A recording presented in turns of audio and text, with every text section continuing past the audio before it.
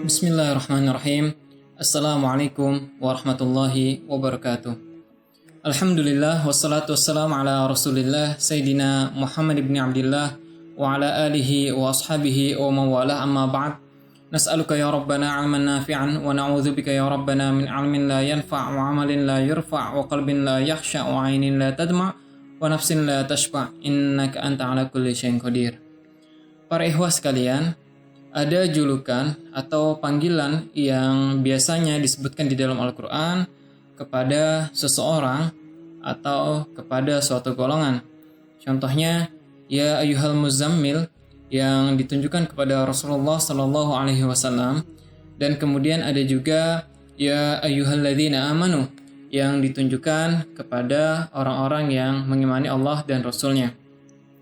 Dan ada juga ya ulil albab atau ulul albab, yang ditunjukkan kepada orang-orang yang memiliki akal atau orang-orang yang menggunakan akalnya. Kita bahas terlebih dahulu ulul albab. Apakah ada kriteria ataupun ciri-ciri khusus di dalam Al-Quran yang menunjukkan bahwa seseorang bisa mencapai makom atau derajat daripada ulul albab tersebut?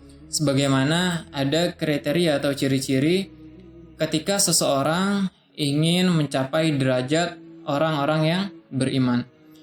Kita akan lihat beberapa atau ada sekitar 7 ciri di dalam Al-Quran terkait ulul albab.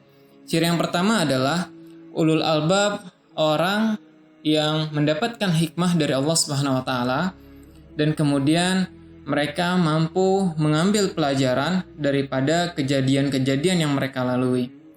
Karena hal tersebut, mereka akhirnya menjadi orang yang bijaksana dalam menghadapi segala situasi.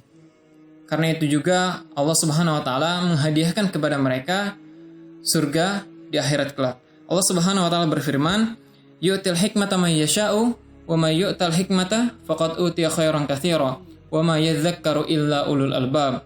Yang artinya, dia memberikan hikmah kepada siapapun yang dia kehendaki.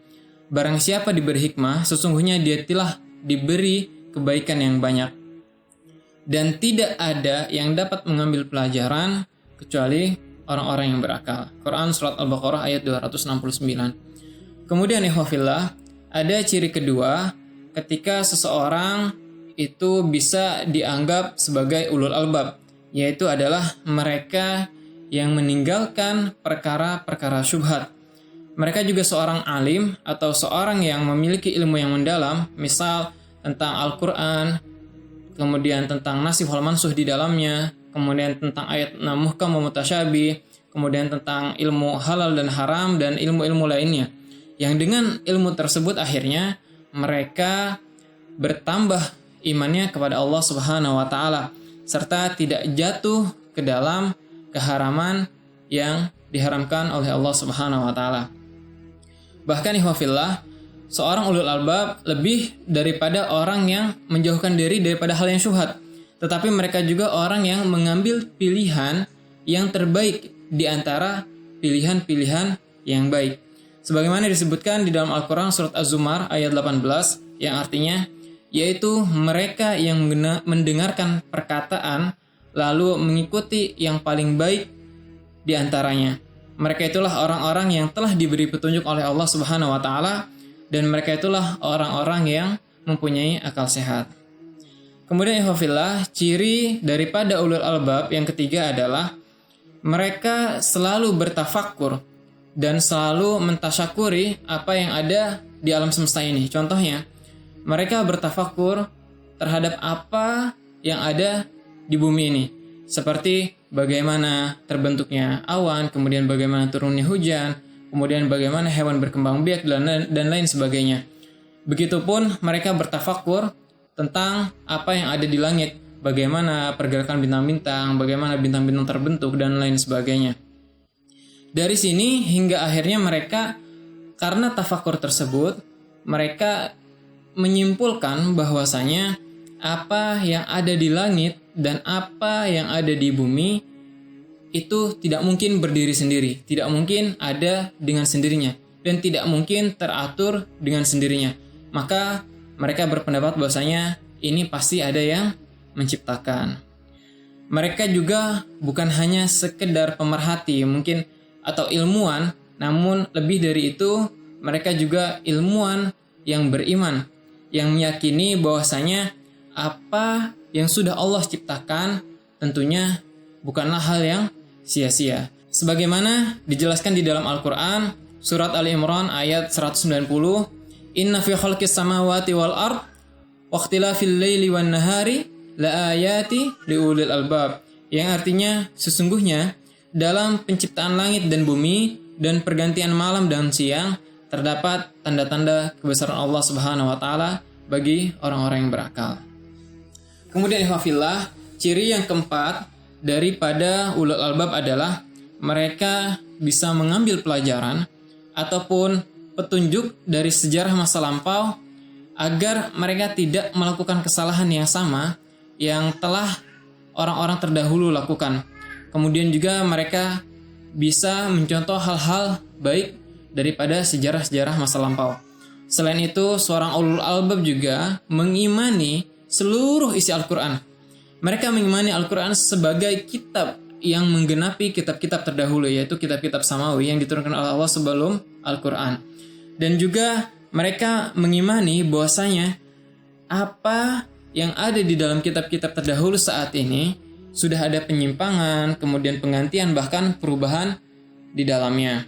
Sebagaimana dijelaskan di dalam Al-Quran, surat Yusuf ayat 111, yang artinya sesungguhnya pada kisah-kisah mereka itu terdapat pengajaran bagi orang-orang yang mempunyai akal.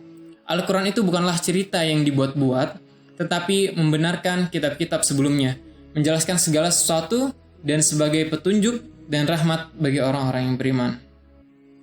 Ihwafillah, ciri yang kelima bagi seorang ulul albab selanjutnya adalah mereka biasa mentadaburi atau menghayati kandungan dari Al-Quran. Mereka bisa mengambil pelajaran dari apa yang mereka baca. Artinya, predikat ulul albab bukan hanya untuk orang-orang yang alim dalam ilmu Al-Quran, kemudian sastra Arab dan lain sebagainya. Namun bisa jadi ulul albab ini hanyalah bisa jadi orang yang hanya membaca atau dia paham sedikit bahasa Arab, kemudian dia bisa mengambil ibrah dan pelajaran daripada apa yang dia baca. Sebagaimana firman Allah Subhanahu wa taala, kitab Al-Quran yang diturunkan kepadamu penuh berkah, agar mereka menghayati ayat-ayatnya dan agar orang-orang yang berakal mendapat pelajaran. Quran surat Sha ayat 29. Yang keenam, ihwafillah sekalian, ciri dari ulul albab yaitu mereka biasa mengerjakan ketaatan sepanjang malam. Artinya sepanjang malam tersebut, dari akhir hingga akhir malam mereka tidak melakukan kemaksiatan, namun melakukan ketaatan kepada Allah Subhanahu wa taala. Mereka juga tidak melakukan hal-hal yang merugikan atau hal-hal yang sia-sia seperti menonton hal yang tidak bermanfaat ataupun memainkan gawai sampai pagi dan lain sebagainya. Ihwafillah sekalian, yang ketujuh daripada orang-orang yang berakal ataupun ulul albab ini adalah mereka adalah orang spesial di antara orang-orang yang beriman. Karena mengapa? Karena setiap orang yang beriman belum tentu dia menjadi atau sampai derajatnya kepada maqam ulul albab. Namun setiap ulul albab pasti mereka adalah seorang yang beriman. Maka tidak mungkin bagi seorang kafir, meski dia pandai dalam banyak ilmu, dia akan sampai derajatnya kepada ulul albab. Karena mereka akalnya tidak mengimani atau akalnya mereka tuh mengingkari atas Tuhan semesta alam dan utusannya yaitu Rasulullah SAW, sebagaimana disebutkan di dalam Al-Quran, fattaqullaha ya ulil albabil ladzina amanu. Maka bertakwalah kepada Allah wahai orang-orang yang berakal, yaitu orang-orang yang beriman. Quran surat At-Talaq ayat 10. Allah alam bisawab. Semoga kita semua bisa mencapai derajat ulul albab dan menjadi bijak dalam menjalani sisa umur ibadah kita, khususnya di bulan Ramadan ini. Wassalamualaikum warahmatullahi wabarakatuh.